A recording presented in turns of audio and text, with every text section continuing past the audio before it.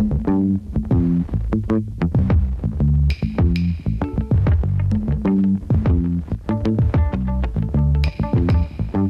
ladies and gentlemen, and welcome back to another episode of the GRCV Hoops podcast. My name is Gavin, Campbell, and alongside me, as always, is my good friend.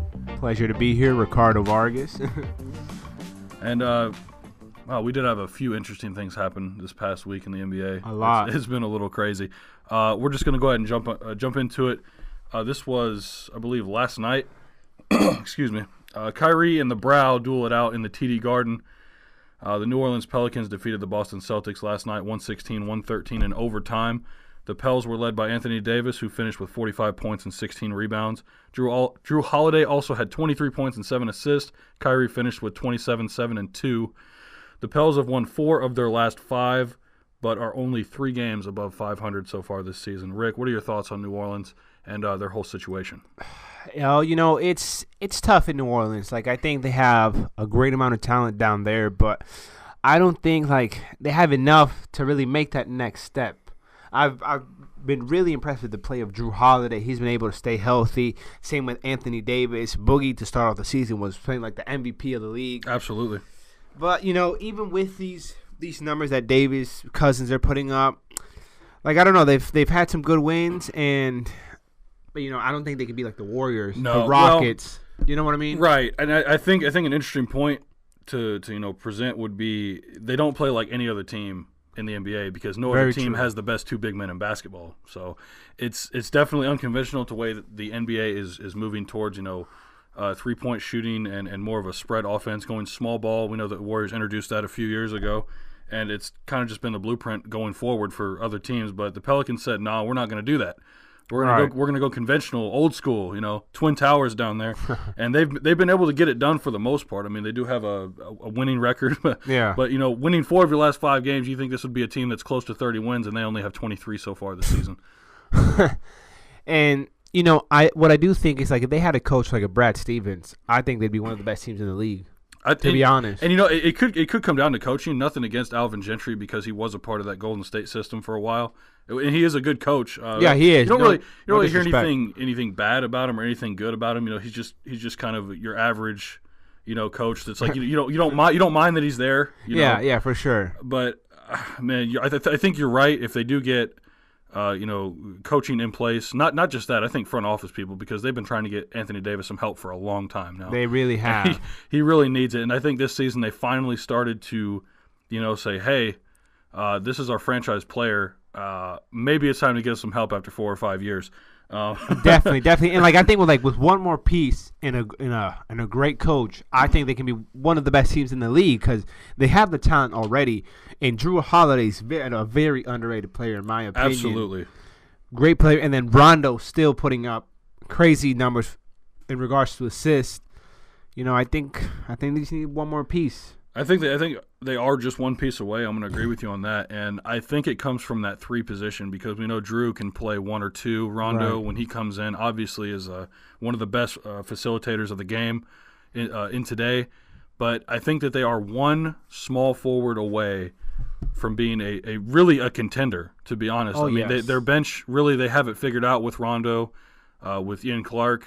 He decided to show up last night, 15 points off the bench. What a guy. They really needed that from him. And, I think if they could, somehow in free agency, if not this summer, I'm not sure how the contracts are lining up and, what extensions will be granted and who's going to, decline options and all this other stuff. But we'll cross that bridge when we come to it. But if not this year, maybe next year.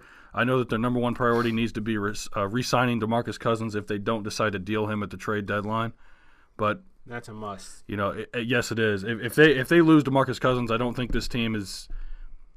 They're going to have to look at other options for Anthony Davis. If they lose DeMarcus Cousins, they lose Anthony Davis. Exactly. I think if one falls, then the other one will follow suit, which is really disappointing because you'd love to see this work out. I know last year, around this time when DeMarcus was traded to New Orleans from Sacramento, it was like, what just happened? It was wild. It was wild, and I do like that. This team is different from the rest of the NBA. They still have the best big men in the league, and one of my favorite players in Rondo. it's just nice to see. But hopefully they get it figured out soon. Maybe they need to call Kentucky up and see if they can get some game plans from them because they do have a lot of Kentucky talent on that team. So shoot, but overall, their situation, I think it's looking up. If they can continue this and win 3 or 4 games here and there out of 5, then they're on track to probably make a 5 or 6 seed for sure in the West. And if they're able to do that, I think they can definitely have a chance at getting out of the first round and maybe trying to knock off one of the higher seeds later on. But they're going to need to keep playing like this, and they're going to need to keep getting play like Anthony Davis put up yesterday, like DeMarcus Cousins has been doing, and try to incorporate. I think Rondo needs to get more incorporated into the offense. To me, I don't think he's getting enough minutes. I don't think less than 20 minutes for him is ideal. I think you want him out there just for ball movements, period. Just with that, and that's so important in today's league. And, yeah, he does deserve more minutes to especially move that ball around with those 2 big men. Moving on to another Western Conference team. This man right here, one of our favorite players, Jimmy G, has it going on in Minnesota. The Wolves are 6-3 so far in the month of January. And we need to get a lot of credit to Jimmy Butler because Butler's averaging 23 points, 6 assists, 5 rebounds, and 3 steals per game for the Timberwolves. And their defense is in the top 5 in those 9 games. Minnesota is currently a half game behind the Spurs for the 3 seed in the West, which people are sleeping on these Timberwolves. And, Rick, I want to know why. I think it's because of their start to the season. They weren't playing that good to start off this season, and they're a small market team. The Spurs, they're also a small market team, but they have years of just building up that legacy. Right, they have that culture of, exactly already established. But these guys they're just starting off. They're still young. Karl Towns, all those guys. So I think it's just a matter like that. But this team is not to be slept on because they have incredible talent on that team, and of course, starting with Jimmy Butler, one of the best players in the league. And we thought this, when they've made that trade with the Bulls of him coming over, we thought that this was the move they needed to make. The Wolves front office needed to make in order to make them competitive because it's been disappointing seeing them miss the playoffs time after time. Very. The past 3 years, the past 3 years when them. Building on Andrew Wiggins and Karl Towns, trying to get that chemistry going when Zach LaVine was there, and they just could never really get over the hump. I mean, they even brought KG in to try to, be a player coach to them and get the young pups, some experience from a former NBA champion and a guy that spent many years with that franchise. Definitely. Oh man. I've just been disappointed in Andrew Wiggins, to be honest. You really think that his playmaking ability and just him being able to really just improve other parts of his game other than being a pure scorer because right. we saw what he was able to do at Kansas, and that never really translated over in the NBA other than the scoring. He's an incredible scorer, Very. But when we find out that when you're one-dimensional in this league, it just you need to be able to do more than that because it doesn't work out for you. You end up becoming, either second or third fiddle to another player or moving, to a role player position, and that's not what you want. Andrew Wiggins doesn't want to become, like a Lou Williams or Jamal Crawford of this league. As great as those guys are, he's young, and if he's able to work on his defensive game, if he's able to, become more of a playmaker and things of this nature, then he could become a superstar player. But until he does that and he continues to be one-dimensional, he's going to follow down this path, and we don't want to see that from him. Oh, no, I agree with you 100%. Like, nothing wrong with Lou Williams and Jamal Crawford, just amazing players, incredible role players throughout their entire careers. But Andrew Wiggins, he had this incredible hype coming out of high school, and then coming out of Kansas, he was supposed to be the next big thing. And I do still think he has that superstar potential, and he still has time to improve his game in other ways. But nowadays, you can't just average just 20 points a game, just one rebound, one assist, or stuff like that. You got absolutely a little more in defense, of course. It's just been disappointing to see because we've seen it the past 3 years. Back when he was drafted by Cleveland in 2014, right? The assists have just you would expect. Okay, it's going to come up a couple this year. Okay, next year. He'll do it next year. And it's been stagnant. And it's like, well, we need to see more from him. His scoring has come up. That's great. That's what we want to see. But we don't want to see the rest of his game be left behind because Karl Towns has improved every season. His third season now, he's already improved. Oh, my goodness. He's going to be an all-star this year. An all-star for sure. Very, very incredible player. He should have been an all-star last year, He should. I did think that he was one of the snubs that they left off the list last year. Him and Damian. Oh, yeah. He's one of the best big men in the league. And, yeah, like, that's what we're saying with Andrew Wiggins. He has to improve, like, and it's not like he's averaging 30 points per game to make up for those other stats. And if he was averaging 30 a game, you wouldn't hear a peep out of me. Exactly. Because if you can score 30 in this league, I mean, you're talking about in the likes of Michael Jordan, Steph Curry, LeBron, like these guys. And he's just not there yet. I mean, I think he's hovering around 21, 22 points a game, which is great for a second or third option. But we need to see more. You know, crash the glass, play some defense, get some more assists in there. You know, maybe go for some blocks, stop turning the ball over, just something to improve your game a little bit more. And that's what I think Jimmy Butler has finally done in these last 9 or 10 games is say, hey guys, we need to play some defense. Exactly. No, yeah, for sure. And just look at Jimmy Butler, all the stuff he does, rebounds, great defensive player, assist. And Andrew Wiggins, I'm not asking him to average a triple-double, but just 4 or 5 assists, something like that. Maybe a 3-point shot, a better 3-point shot. Exactly. And I think if he does that, that'll be very dangerous. Exactly. And if you have 3 players of this caliber, not to say that Andrew Wiggins, and that's what we're saying, is that he can be that player. He's not that player yet, but he could be because the potential's there. But Karl Towns is already there. He's a transcendent player. He is by far, bar minimum, a top 3 big man in this league. I mean, I think he's right there after Boogie Cousins and the Brow. I agree. Yes, he's right there at number 3, nicking at their heels. Okay, but Jimmy Butler, like you said, he's an all-around player. Like I said, he's been averaging 23 points, 6 assists, 5 rebounds, 3 steals. He does it all. He's not going to get a triple-double. I mean, he's not LeBron, right? LeBron's one of the greatest players we've ever seen. But JB is an all-around player, and that's what we like to see from Andrew Wiggins, because if you pair both of them up, oh my God, just great talent at the wings along with Anthony Towns. I mean, you got a recipe for a championship right there. Oh, easily. And it's been incredible to watch, and I think especially with one of our next topics coming up, I definitely think that they'll be able to surpass the Spurs for that 3 seed, and they could surprise a lot of people in the Western Conference come playoff time. They could, and I like the emergence of Tyus Jones. I think he has a lot of potential defensively. He's still not a star or anything, but he will keep improving. And this is one of the later picks they had in that same draft as Andrew Wiggins. My goodness. Oddly enough, drafted by Cleveland, traded to Minnesota. Right. That's crazy. I see a bright future with Tyus Jones as well. Really, just their overall team is really coming together. And if they can keep this up, I mean, there's really no telling what can happen, especially with the camaraderie that's going on with the Rockets. And we'll get to them later and what happened a couple days ago. And one last thing, Gorgie Jang. I like him a lot. I don't want to say he's underrated, but he doesn't get talked about enough. He doesn't get talked about enough, and I think he deserves a little bit more minutes because he is a special talent. I think it's hard for them to balance out the minutes between Jang and Gibson and Towns and try to get everybody, because this is one of his best seasons since his early days in Chicago. It like has. The Derrick Rose Bulls. Yeah, right? It has. But I do agree with you. If they could find a way to maybe incorporate them in a double block set and bring him in and maybe run some more pick and roll. I mean, you never know. With the Tom Thibodeau's offense, we know he likes to play his starters into the ground, and you should be expecting that going into it. But yeah, no, he does deserve more minutes because he can be a double-double machine. Absolutely, to be honest. Absolutely. Any other team would love to have him on their squad, for sure. For sure. But we're going to go ahead and move on to the next topic for the day. And, man, I can't stop talking about my Raptors. I'll tell you what. The Raptors continue to impress.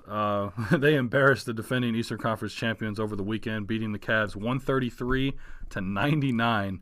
That's a 34-point victory. Kyle Lowry and Serge Ibaka were not present in this game. Serge was serving this one game of his suspension, and Lowry was out with a tailbone injury. They also went toe-to-toe with the reigning NBA champions the very next day. They lost a tight game to the Warriors, 127-125. And that great second half comeback. If you haven't seen it, go ahead and check out the highlights on YouTube. They're pretty fantastic to watch, especially if you're a basketball fan. DeMar DeRozan had 42 points in this game. The Raptors are the only team currently in the NBA with a top 5 defense and a top 5 offense. And yet no one seems to think of them as legitimate contenders in the East.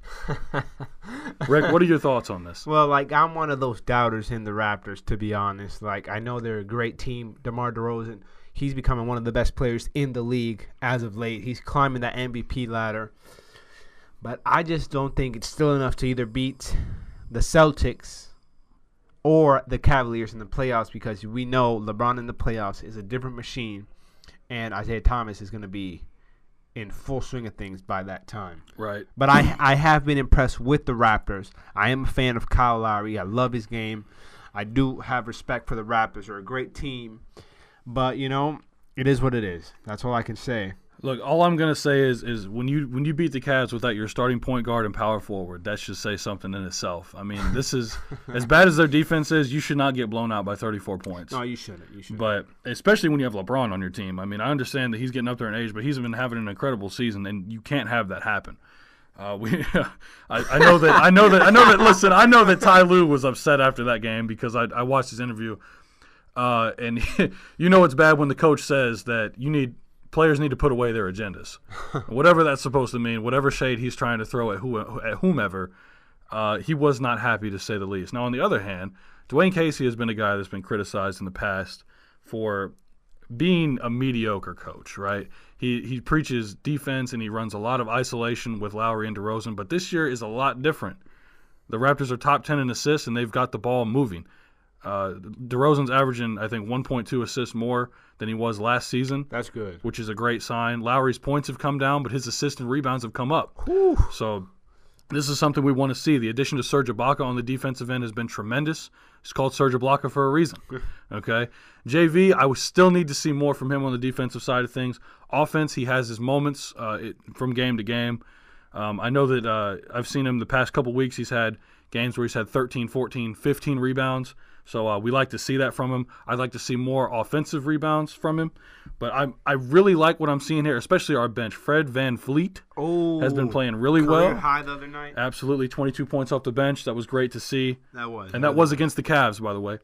Pascal Siakam has stepped up. Jakob Poeltl has really stepped up. I wouldn't be surprised if next season he could overtake JV for that starting center spot. You think so? The footwork with this kid is incredible. And I think him and DeLon Wright have that connection from Utah when they played together. DeLon Wright off the bench has been great, along with Norman Powell. I just think the overall team, their bench is better, their starters are better, their overall team is better. The coach has finally implemented a system that works. That's why they're top 5 in defense and offense, top 10 in assists. I just think that people sleep on this team because they say that LeBron has their number in the playoffs, and the Raptors just they lose it. They lose focus, and I don't know where their minds go in the playoffs because they seem to get destroyed. They do, especially. And this is coming from a fan. Okay, they seem to just lose their way somehow, and if it's not to. Actually, no. It is always to LeBron James. Now that I think about it, I think we've only won 2 games against LeBron in the past 3 seasons, which is, man, that sucks. I want to see Raptors versus Celtics because that I would love to see that because we play you guys 4 times a year. And I tell you what, I look forward to every single game. It's a battle, yeah. Being in that Atlantic division is always interesting. At least between us, I mean, the Nets and the Knicks and we Sixers, we don't care about them. We don't care about them. And speaking of the Raptors, I know this is about them. How do you like those new jerseys? Those Drake jerseys, those OVO jerseys. I tell you what, I am a fan. I think that they should be worn scarcely. Scarcely, not often. I mean, they look really nice as a concept jersey, but I mean, for it to be like an actual alternate to the red and the black and the white, I'm not a fan of that. I do like the way that they look. I just don't think that it's for us. The black and gold looks really nice. It does. It complements well, but for me, I would have to pass. I'm not a fan. Yeah, no, I like that you said like a little concept. I wouldn't mind seeing them once or twice a year. Right. If we want to have a yearly Drake night, I'm okay with that. I can get down with Drake. That's fine. But one night is enough. It is. I would much rather them wear the Toronto Huskies jerseys with the alternate court. I'm really a big fan of that. Yeah. I wish they would bring the Huskies back. I miss that. That'd be nice. One of the original teams that actually started the NBA and basketball in general and how they took it off. But getting back on topic here, I think the Raptors are legitimate contenders because of how bad the Cavs defense has been consistently. And I'm serious because I think it could come down to whether the Cavs have to go through Toronto or they have to go through Boston. I now think that I am worried enough that they could lose that game lose the series in 6 or 7 games to either one. And if it comes down to the Raptors and the Celtics in the Eastern Conference Finals and the Celtics choose not to bring back Gordon Hayward, I think they have a legitimate shot at making the finals. Okay, I can respect that. And I know that we got a rivalry here, Rick, but I mean, let's just, realistically speaking, if we put our homerisms aside. There's a chance, but I just think the Celtics are just a better team. I'm sorry. Even bench-wise. Okay, not bench-wise, but just in general. Like, you're not beating Brad Stevens in 7 games. That hurts, man. I'm sorry. Hurts. It's the truth, and you got. Because I give you guys a chance to beat us, but you can't even give me a sliver of hope. Hey man, I am thirsty for that championship. Hey, you guys have had yours. We haven't even had one yet. Okay, Vince couldn't get us it. We need it. We need it. Man, but we'll leave that for the playoffs. Yeah, we will. We'll see you. We'll see you 2 more times later in the year, and I'm looking forward to it. Oh, Worst scoring bench in the entire NBA. Don't come at me like that. All right, no, we're gonna go ahead and move on. Zach LaVine made his Bulls debut on Saturday. He scored 14 points and dropped 2 assists in 19 minutes. Reports say that LaVine has the support of his teammates and the locker room and wants to be the face of the franchise. Rick, what are your thoughts on Zach's comments? I like him. He's ambitious. He's still young. I think he still has a lot of potential left. I could see him being the face of the franchise, but not just. Never mind. No, not by himself, because I think they have too much talent out there with Lauri Markkanen, and Chris Dunn. Absolutely. I think there's a big 3 brewing in the future. Yes, a big 3 for Chicago, and I think they have a lot to be excited about. Yeah, no, for sure. And of course, he can be the leader. He's older, he's better right now, but that's definitely a big 3, a combo. I think it's great just to have this confidence in someone that came back from an ACL injury, which is one of the worst things that a player can go through. That is true. And just being able to watch him the 2 games that he has been back, and he looks like he's smooth in his return. He doesn't look stiff. He doesn't look out of shape. He doesn't look tired. He doesn't it flows. His game flows, and he came back gracefully. He just came in and he did his thing, and it's like he was never gone. Oh, no, definitely. He's one of the most athletic players that have ever been in the NBA, one of the best dunkers, and hopefully he can stay healthy for the rest of his career. I wish him nothing but the best. And I'm excited for the Chicago Bulls team, to be honest. Right, and I hope that they can stress to the players that they want them to win, but, man, they need to tank just so they can get that draft pick. If they can add one more piece to this team, it's going to be like the Minnesota Timberwolves all over again. In 3 or 4 years, they're going to take off. Yeah. And I tell you what, I'm looking forward to it because the East needs another powerhouse team for it to be competitive. We look at the West, and it's, the top 3 or 4 teams are battling it out, and then, 5 through 8 and even 9 and 10 are looking to get a still spot. Fighting. It's so competitive in the Western Conference. We need to see more of that in the East. And it's amazing that it can be in Chicago, one of the better markets in the league. And absolutely. So much history there. Exactly. I really think that it would not only be good for that franchise, it would be good for the league as a whole. I'm sure Adam Silver would love to see competitive basketball back in Chicago. Oh, my goodness. That'd be great.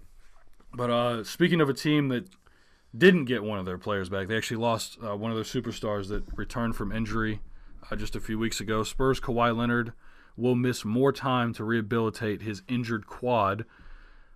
Rick, what does this mean for the Spurs moving forward? I know that LaMarcus Aldridge is playing well, but what does this mean for the team, and what does this mean for Kawhi Leonard? Man, that's really tough to hear because Kawhi Leonard, one of the best players in the league, it's really tough to hear because he was playing, he was picking up, he was getting in the groove of things, having some good games, especially defensively. But I think the Spurs, being the organization that they are, they will find a way to keep on winning with the pieces that they have. And I just hope that Kawhi Leonard, he can come back 100% healthy and not miss too much time, to be honest. Yeah, I really hope that this isn't an extended period. I'm hoping that he can return, if not before the All-Star break, at least after. Yeah, at least. That would be great for this team because we just mentioned earlier that the Wolves they're on the rise right now and looking to overtake that 3 seed from San Antonio. We don't want them to drop too far in the standings. No. Especially when you have to go up, against Golden State and Houston and now Minnesota.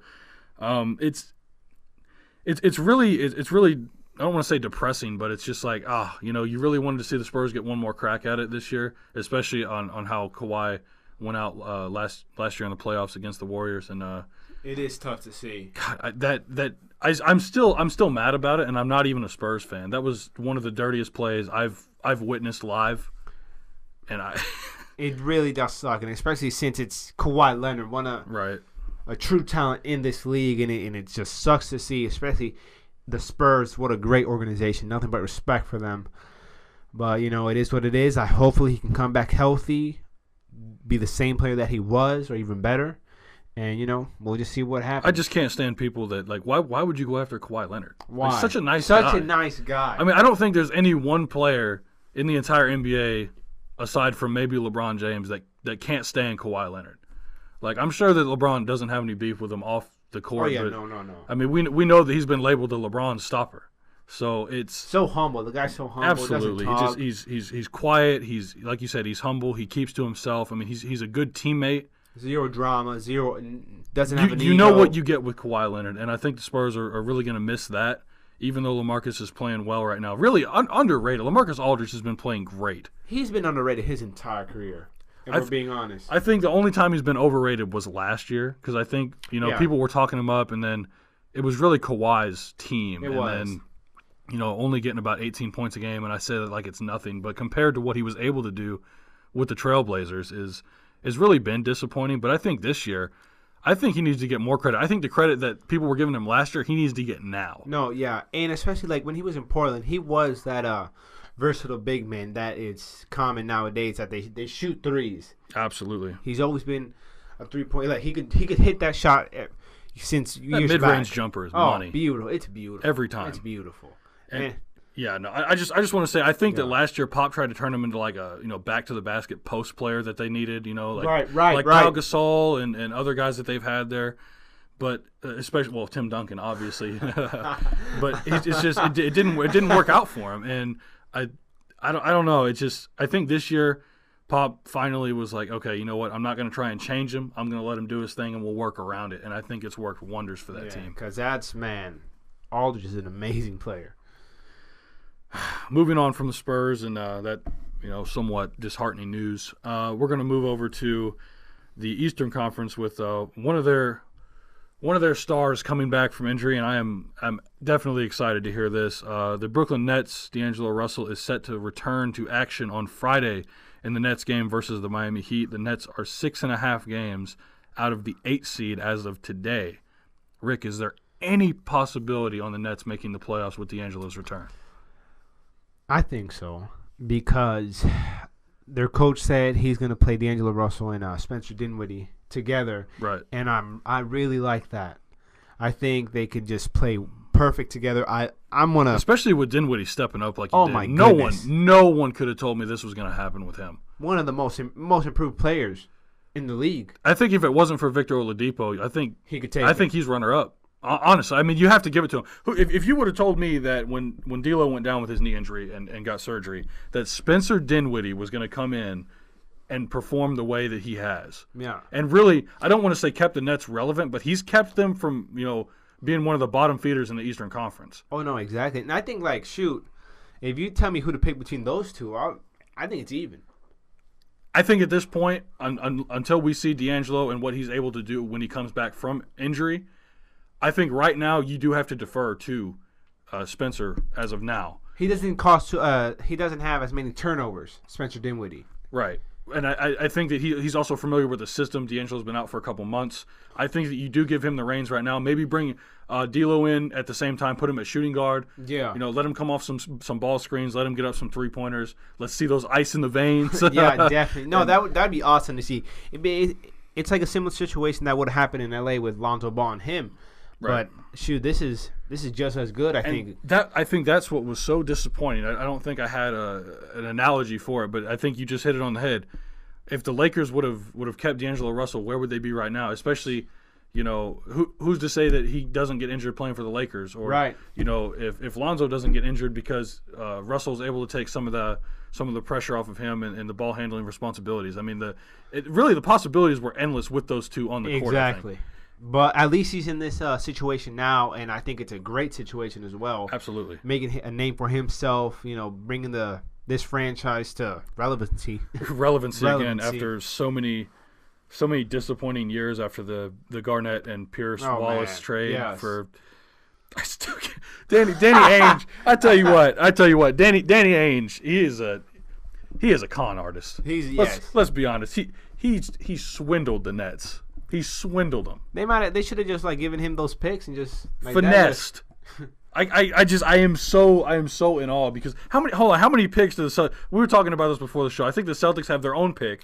They have the Lakers pick. Memphis and Dallas. They have all of those picks right now. They could trade for another superstar. We could. I mean, they signed Gordon Hayward. They get Kyrie Irving. Maybe this year they. Who's to say they don't try and go out and get LeBron? I mean, I don't know. Obviously, I'm kidding, but I mean, it's ridiculous on the possibilities of what Danny Ainge can do. It's insane. And on draft night, they got Jason Tatum, and look at where Markelle Fultz is. Right, and I don't think Markelle Fultz is going to come back this season with the way that his shoulder's panning out and the reports of he still has discomfort when shooting the ball.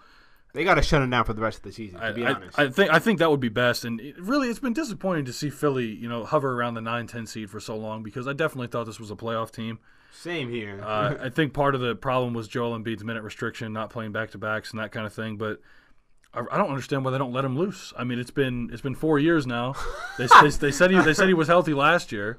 He was already taking his minute restrictions hard, and now he's still playing back to backs, or he's not playing back to backs, and he wasn't playing back to backs last year. They need to let him loose. Let the animal off the leash. Let him go. He is too talented. He is too talented to be weighted down by a minutes restriction. I think he has the potential to be the best big man in the league. I'm telling you, when I said he was the next Hakeem Olajuwon, I was not kidding. He's Hakeem Olajuwon with a three-pointer. It's insane. And they just need to let him go. I mean, I really don't know what else to say about it. I mean, I don't understand why you would still be on a minute restriction. It's been over a year since you've been back.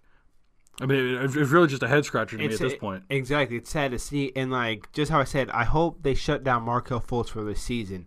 And if he can come back next season and play like he played in Washington – that's a scary especially team. If over the summer when he rehabilitates his shoulder and he gets rid of the discomfort and the pain along with that, if he's able to develop any kind of jump shot. Oh my goodness. Watch out for that team. I mean, because he was a monster at Washington. Especially they'll have cap space too because Johnson and they're gonna have JJ Redick, their contracts will be off the books.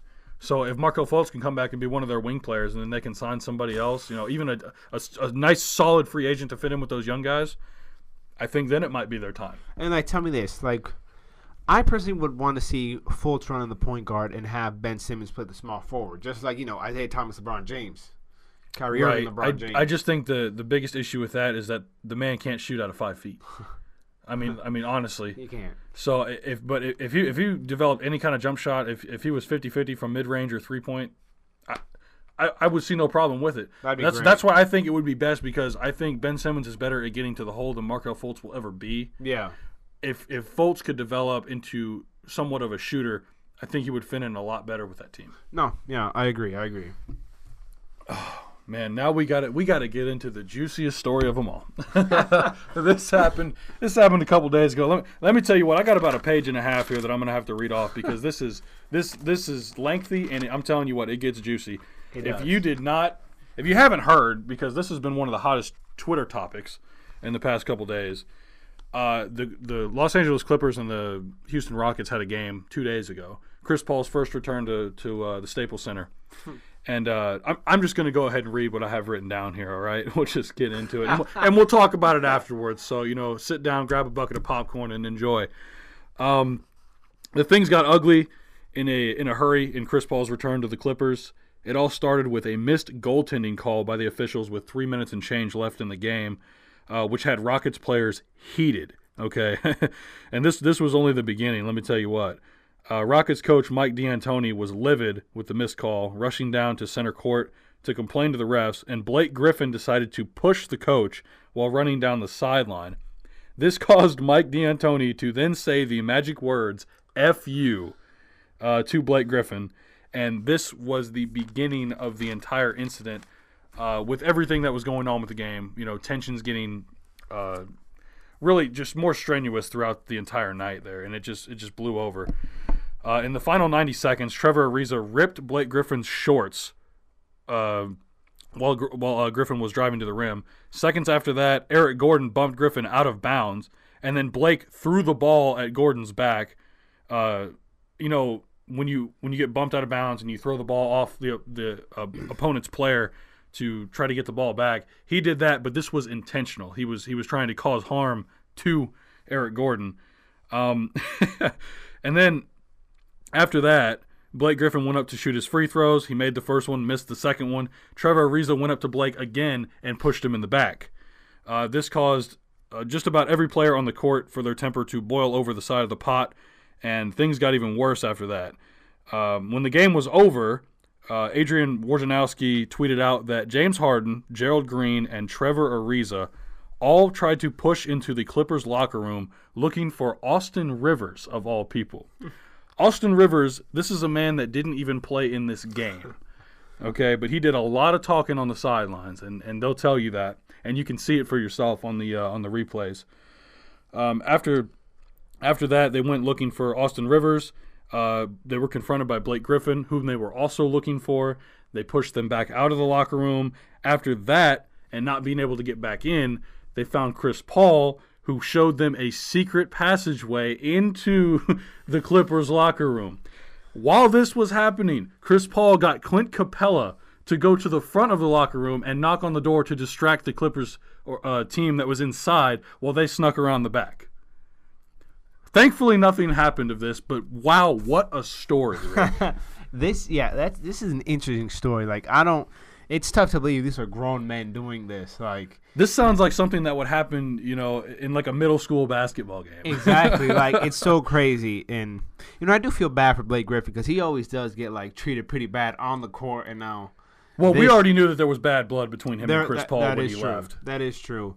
But, this is just pretty crazy, especially coming from Chris Paul. He's supposed to be one of the leaders of this league, being... He's head of the Players Association. Exactly. You would not expect that from someone of a player like this. He seems like a high-character guy. And come on, you've seen him in those State Farm commercials. Exactly. James Harden, too. He doesn't seem like a fighter. Gerald Green, that's another story. That's what I don't understand. Gerald Green has been on this team for 10 days. And he's already ready to throw hands with the other team. It's not that serious. Calm down, Gerald. It's you just got signed. It's okay. And this is what's really funny is that you knew nothing was going to happen. Right. They're playing basketball and getting paid millions of dollars. No one's going to actually throw hands. This is not the 80s. Right. Nothing's going to happen. Right. And I think what's really interesting and surprising is that as this story was coming out on Twitter and as more information was being put out, even with the information that was coming out, you already knew that nothing was going to happen of this. No one was going to punch anybody. No one was going to actually fight each other. I mean, even Patrick Beverley wasn't going to throw hands with anybody, and he's the scrappiest one between those two teams. Exactly. What were James Harden and them going to do? Just go in there, just beat him up? Right. What, you go in and beat up an injured Austin Rivers that didn't even play in the game? I mean, what are you doing? Right. Come on, this is not a. And this is the biggest head scratcher. You went to Chris Paul and asked him if there was another way into the locker room, and on top of that, Chris said, "Oh yeah, I know. Follow me." And then you got a guy that wasn't even involved in your shenanigans. You go to your 7-foot center and say, "Hey, big man, we need you to go knock on the door and distract him." Don't bring Clint Capella into this. He probably didn't want any part of it. It's just so dumb. This is something you would see in a jail or something. Exactly. This is silly. This is silly stuff. And it's pretty awful to see because kids are watching these games and they do hear about this. You don't want that kind of influence on them. I mean, especially kids that not only watch it, but they're also basketball players and they're watching this. That is a terrible influence on them. Exactly. It just sets a bad example. And, that's what happened with Aaron Aflalo, last night, too. See, Aflalo's old school. He'll throw down. And, he swung. Come on. Kids are paying money to watch basketball, not a fight. I'm about to say, you want to go watch MMA, go watch a boxing match. That's not what we want to see. But, I do understand the players' tensions do get heated in a basketball game. They do. I've never played organized basketball, but I've seen You've seen enough of it. People like in PE, people would get mad over games. So right. I understand, this is basketball at the highest level. Emotions do run high, but you can't be having this type of stuff because they're professionals and they got to act like it. Absolutely. I'm just still blown away that why do you go to Clint Capella? Why did you drag him into this? Why Clint? Go get PJ Tucker. Yeah, but where was PJ? I'm really surprised because I know that he's a scrappy guy. He's a fighter, yeah. But no, you went to your 7-footer and said, yeah, we need you to knock on the door. Why didn't you take him with you? Right. leave Clint out of it. Leave Clint out of it. Right. I mean, I'm not surprised that Chris Paul went with him because him and James Harden are boys now, and they've been like that for a few months, and probably prior to that, just from what we've known. But it just seems ridiculous to me that you're dragging people into it that didn't need to be in it. And I mean, well, we know Trevor Ariza. Out of anyone on the Rockets that went in there, he might have thrown hands. I mean, yeah, Trevor. No, Gerald Green too. Gerald Green's a fighter. I don't know if he'd want to risk that contract. I don't know. I mean, I wouldn't want to risk it. I know it's guaranteed, but come on, Gerald. Like you just got back into the league. You had a couple great games. And now you're gonna go fight in the locker room. You're gonna go beat someone else. And for what? For some guy that was in a walking boot talking trash on the sidelines. Right. He's just like anybody else. Exactly. Like you're not gonna go fight the fans. No, we don't want another Malice at the Palace. We don't need that. Keep the Ron Artest and Ben Wallace attitude out of it, But and yeah, it is pretty crazy to see, especially since like the league has got a little softer now. It's not like the 80s. There's no fights going on right now. No, I think what I would want to ask is what's going to come of this? Like, what is Adam Silver going to do? How many suspensions are going to be handed out? How long? How many fines? Yeah, they do have to put a stop to this right now because we saw what Ben Simmons, Kyle Lowry. Flalo, right. And now this. It's been recent too. The past week and a half has just been violent. really. Why all the violence all of a sudden? And especially on Martin Luther King Day. Like exactly. why exactly. all the violence on such an important figure in civil rights movement? It sucks to see it. It's really just crazy. I mean, this is by far the craziest story of the season so far, and I can't wait to see what happens. I watched Chris Paul's interview after the game happened, and it was really uninformative, if you will. But man, it's fun. It's crazy. I just can't wait to see the suspension start rolling out. How do you think this affects James Harden MVP race if he does get 2, 3, 4 games suspension out of this? It will affect him, because it already he's already been affected by the injury because guys like DeMar DeRozan have stepped up and they're climbing up the race. So it will affect him. I just quite a bit. It's gonna be nuts because if you have, just think if you have to suspend Gerald Green, Chris Paul, James Harden, Trevor Ariza, and Clint Capella for even a couple games, that's tough. What do you do? That's half your roster gone. Like how do you bounce your back best from players? That? Exactly. So you're starting a completely new lineup of your bench players. And then you have to call up guys from the G League to come play for you for a couple days. It's like you really expect to be competitive like that? Exactly. No, it's terrible, and this has changed up the MVP race now because LeBron's having one of the best seasons of his career, but his team's not winning. Right. So especially as of late, it's been tough for him. Let's be honest. It has. It really has. Man, this is I can't wait for another great week of basketball. This is a lot better than what we had last week. There wasn't really a lot of information coming out. Yeah, this has been a good week, and I can't wait for the All-Star break for Oh yeah, it's gonna be great. And 3 weeks away. 3 weeks away. It's gonna be awesome. A little break from the regular season, a lot of fun at the All-Star game, and then just a fresh start to the season. To be honest, I love it. That's what it feels like every time. I really do like it. And we'll have to make some picks for the dunk contest or 3-point contest. Yes, or whatever. Sure. Of course, when we find out, who's going to be the contestants. I really hope the dunk contest is better this year. Oh yes, my goodness, it was terrible. It was terrible. And no disrespect to Glenn Robinson III for winning it, but Derrick Jones Jr. didn't know who he was. DeAndre Jordan wasn't winning it. I don't even remember who else was in it. Shoot, I don't either. I think they got to add something new to the All-Star break. It would be nice to see. I wish they would bring back the Shooting Stars Challenge, but Chris Bosh ruined that with he won it 3 years in a row. Yeah. So. And the dunk contest, what other dunks are you gonna do? How many possible dunks? We've pretty much seen 95% of everything that's gonna happen. Obviously, Aaron Gordon brought in the drone and the Zach LaVine windmilling from the free throw line and then through the legs from the free throw line. Yeah. I mean, that's crazy. We've seen that was by far either the best dunk contest of all time or in the top 3. Oh, easily. Because that was nuts. But I think that people are using that for the basis of the criteria and what they want for the dunk contest. That's not going to happen again for a long time. Yeah, no. Let's be honest. Unless Zach wants to come back and win a third one, that would be something. That would, and I think they got to bring in creativity to some other aspect of the whole show, not just the dunk itself. Completely agree, but that's another question for another day. We're going to go ahead and wrap it up here, but we really hope you guys enjoyed a little bit of a different style, if you will, kind of, I don't know, a little more scripted. I liked it though. It was fun. We hope you guys enjoyed it. If you do, let us know, and we'll keep cranking it out like this. It's a little bit more work, but hey, got to do what you got to do.